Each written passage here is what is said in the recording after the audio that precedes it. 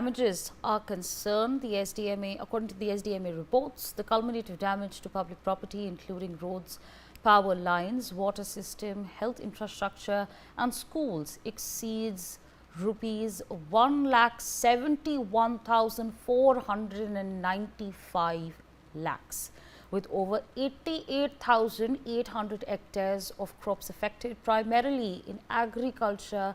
and horticulture. Kameshwar, now we have the numbers with us, the amount of damages that have been, we can see the damage that has been caused, but now we have an estimated figure of the amount of money from a value point of view, the amount of damages that are there on the ground, from the power lines to the schools to the roads, and of course that it's a big number. So what more can you tell us on that front? What are some of the vital, what exactly has the impact been like as far as vital things are concerned, whether we speak about the roads, whether we speak about the schools, we speak about the houses, what is the larger implication right now? बिल्कुल इसमें कोई दुराई नहीं। जिस तरीके से लगातार जो मूसलाधार वर्षा हुई है, इससे जो सड़कों के साथ-साथ जो स्कूल है, बिजली की लाइनें हैं, जल प्रणाली, स्वास्थ्य सुविधाएँ सब क्षतिग्रस्त हुए हैं। जो कुल मिला के जो देखा जा रहा है 1,31,495 लाख का जो नुकसान हुआ है। इसके अलावा जो 88,800 हेक्टेयर से अधिक जो फसलें नष्ट हुई, क्योंकि हिमाचल प्रदेश में जो भारी वर्षा हुई, इससे जो तबाही अत्यधिक देखने को ज़रूर मिली है। वहीं शिक्षा मंत्री रोहित ठाकुर ने भी इस बारे में सचिवालय में बताया कि जिस तरीके से कई शिक्षा संस्थान ऐसे हैं जो पूरी तरह से डैमेज हो चुके हैं, कुछ ऐसे हैं जो कि आंशिक रूप से क्षतिग्रस्त हुए। उन्होंने स्पष्ट रूप से कहा है कि जल्द से जल्द जो स्कूल है उनकी मुरम्मत की जाएगी, ताकि जो बच्चों को किसी भी प्रकार की परेशानियों का सामना न करना पड़े। वहीं स्वास्थ्य मंत्री कर्नल डॉक्टर धनीराम शांडिल ने भी कहा है कि जो कुछ ऐसे स्वास्थ्य केंद्र है जो कि डैमेज इस बरसात के दौरान हुआ है, जल्द से जल्द या तो उन्हें किसी अन्य स्थान पर शिफ्ट किया जाएगा या वहीं पर ही जल्द से जल्द उन्हें दुरुस्त किया जाएगा, ताकि लोगों को परेशानियों का सामना करना पड़े। क्योंकि जिस तरीके से देखा जा रहा है, कई गांव ऐसे हैं जहां पर नजदीक में जो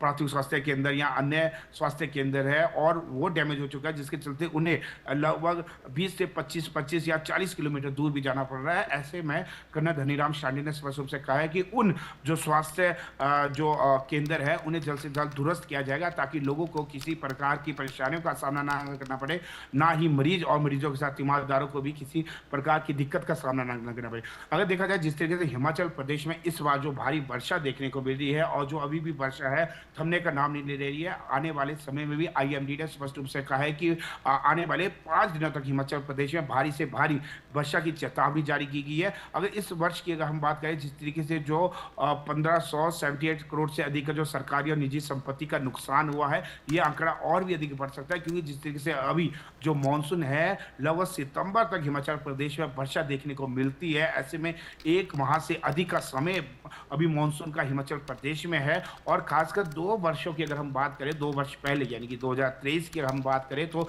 हिमाचल प्रदेश में अत्यधिक तबाही भी देखने को मिली थी और लगभग उस दौरान भी 12,000 करोड़ से अधिक सरकारी और निजी संपत्ति का नुकसान हुआ था। तो हिमाचल प्रदेश अब लगातार यह प्रयास करेगा, क्योंकि उस दौरान मुख्यमंत्री सुखविंदर ने 4500 करोड़ का रिलीफ फंड खुद जनरेट किया था। तो ऐसे मुख्यमंत्री ने इस बार भी जो 4 दिवसीय जो कैबिनेट की बैठक